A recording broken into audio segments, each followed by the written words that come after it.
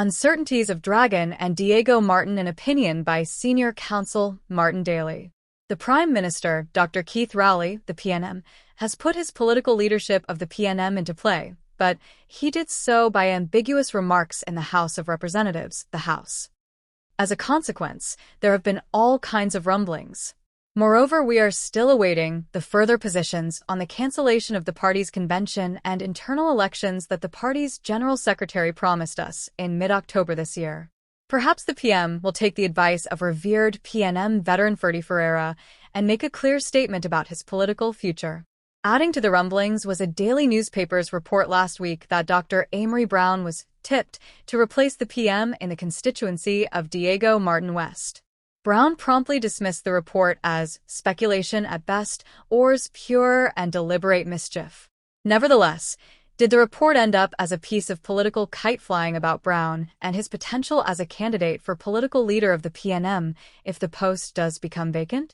I do not for a moment suggest that Brown himself was a party to the kite-flying, but he is currently a senator and Foreign and CARICOM Affairs Minister and had a previous stint in 2007 to 2010 as a PNM member of the House for the neighboring constituency of Diego Martin Central.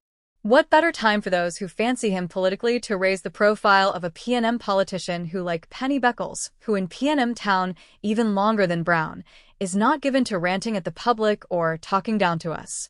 Meanwhile, there is new information concerning the political risk attached to the anticipated receipt of gas from Venezuela, colloquially known as dragon gas, badly needed to resuscitate the currently depressed energy sector.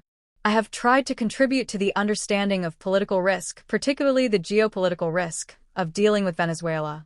I have suggested that such risk may tilt against us because of the active links between Venezuela and Iran, two enemies of the United States and both under sanctions. I also noted President-elect Trump's naming of Senator Marco Rubio to be his Secretary of State, Foreign Affairs Secretary. Rubio is well known as a person of Cuban descent, born in Miami, and a hardline opponent of Cuba and Venezuela.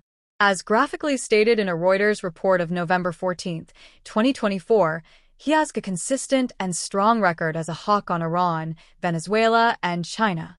Rubio is now reportedly proposing to seek to form a coalition of conservative leaders within the Latin American and Caribbean region to counterbalance the significant inroads in Latin America that China, Russia, and Iran have made.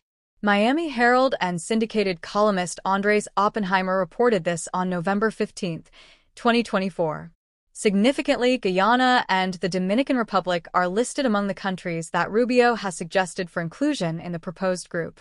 There may even be a link between our unsettled future regarding the receipt of Venezuelan gas and the alleged reemergence of Brown as a candidate for election to the House, as well as his hypothetical placement in the PM's constituency. Will the PM want to be around to face the consequences if Venezuelan gas does not materialize to refloat our economy, which has been left very dependent on such a reflotation?